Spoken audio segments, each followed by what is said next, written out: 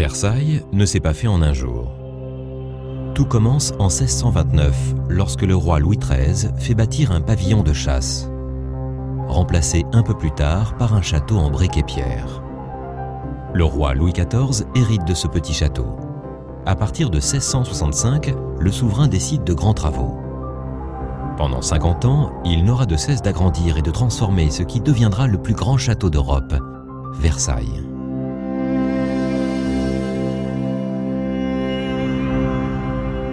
L'architecte Louis Le Vau réalise 2 grands appartements en symétrie pour le roi et la reine.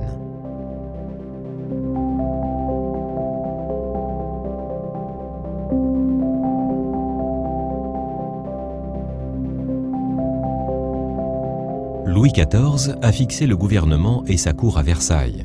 Après une nouvelle campagne de travaux, Jules Hardouin-Mansart remplace la terrasse qui domine le parc par la galerie des glaces qui devient le grand espace de réception et d'apparat de la cour.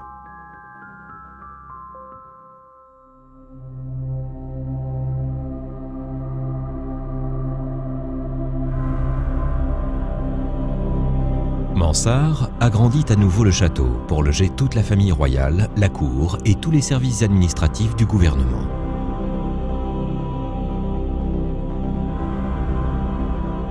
Avec le personnel de service, des cuisines, des écuries, environ 10 000 personnes s'activaient en permanence autour du palais. À la fin de son règne, Louis XIV déplace sa chambre au centre du château. Cette chambre rythme les cérémonies de la journée du roi et la vie de tous les courtisans de Versailles. Dominant l'ensemble des bâtiments, une chapelle royale est enfin érigée par Mansart à l'échelle du château.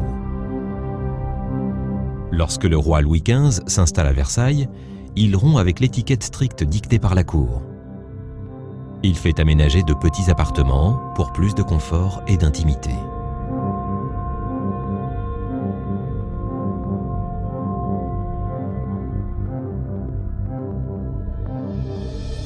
À la fin de son règne, Louis XV fait construire ce qui manquait au château, une vraie salle de spectacle, l'opéra. L'architecte Gabriel modernise les façades vers la ville. En 1789, la Révolution française oblige la famille royale à quitter le château de Versailles pour Paris. L'avenir du château est alors incertain.